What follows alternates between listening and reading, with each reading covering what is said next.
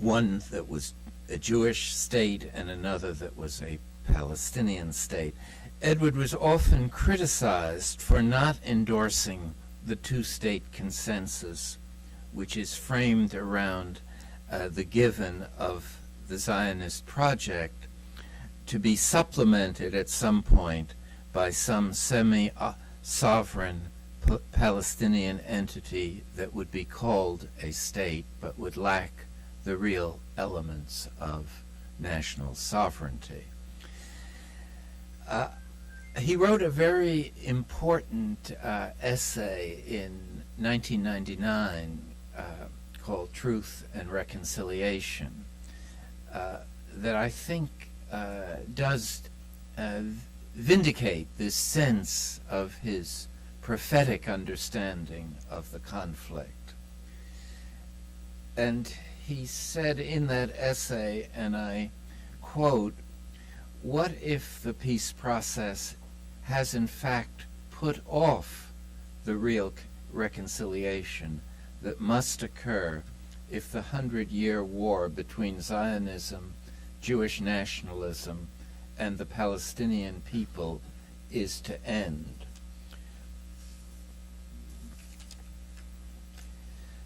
I see no other way than to begin now to speak about sharing the land that has thrust us together, sharing it in a truly democratic way with equal rights for all citizens.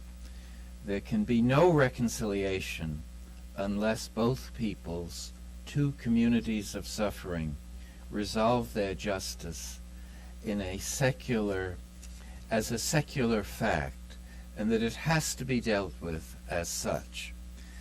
Now that's a provocative view that goes against the still prevailing understanding that the two-state solution is the only game in town. And that kind of thinking also rests on what I have increasingly myself felt to be a false premise, and that is that the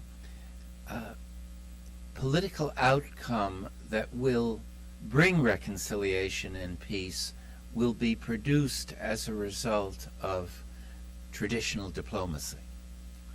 I don't believe that that's possible. I believe that all of the elements are missing. The United States is not an honest broker, to put it mildly. The Palestinians are not represented by authentic representatives that can speak for the Palestinian people, and have increasingly, as was said in the introductory comments, have increasingly alienated the support not only of the Palestinians but of all people around the world that care about a just solution of this conflict. And Israel is governed by an extremist right-wing Zionist leadership that has made it clear that it will not compromise on Jerusalem, on refugees, on settlements, on the separation wall. So what is there to negotiate? You know, if you take that position, which I think does represent the prevailing position, the whole idea that that a peace process could be established because the U.S. has a more sympathetic political leader, Barack Obama, is, in my view, naive and dangerous. It's dangerous because failed negotiations are worse than no negotiations. What they do is induce a new cycle of despair that generates a new cycle of violence.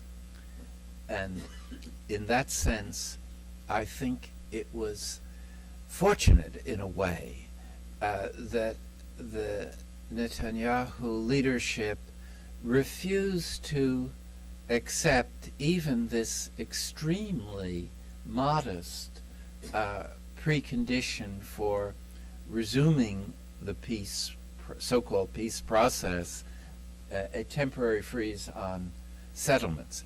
Remember that what was being asked of the Israelis was to stop for a while doing something that was unlawful.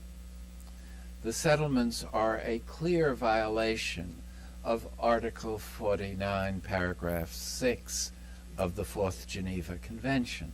There's no ambiguity about that. It's very clear. So this is equivalent to telling a bank robber, stop robbing banks for 2 weeks, and we will deal with, we will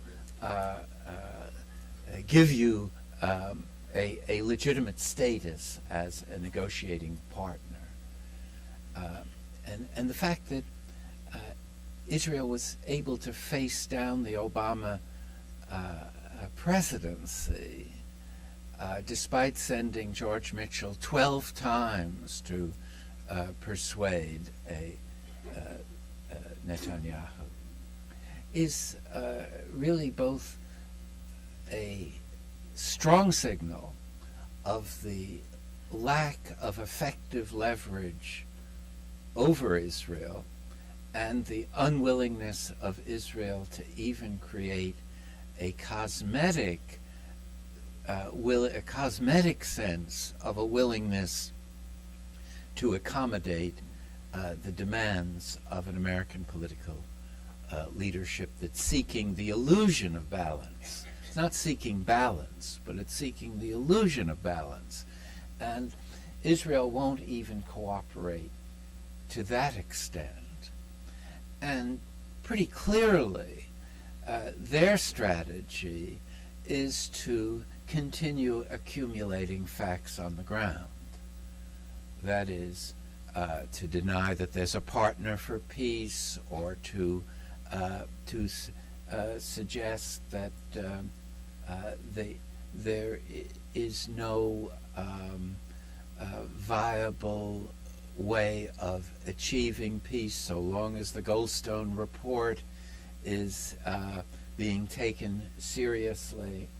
A lot of essentially phony arguments to allow a fairly consistent policy that was pursued all throughout the Oslo years, that of expanding the settlements, of encroaching on the 22% of the historic Palestine that was still what was supposedly the basis, the territorial basis for a Palestinian state, constructing the unlawful separation wall on Palestinian territory, an act that the International Court of Justice, by a vote of 14-1, determined to be unlawful, and ordered Israel to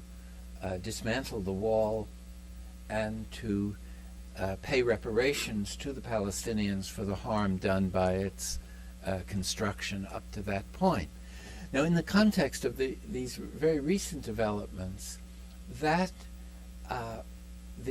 Israel merely defied the International Court of Justice, which is probably the most respected organ within the UN system, and was supported by the U.S. government in doing that. But it did it without taking it seriously. It was just a clear repudiation of UN and international legal authority. And they continued with the construction of the wall, and said they would listen to the Israeli Supreme Court, but they were not going to listen to the so-called World Court. And so what's interesting is, why have they reacted so hysterically to the Goldstone report when they've always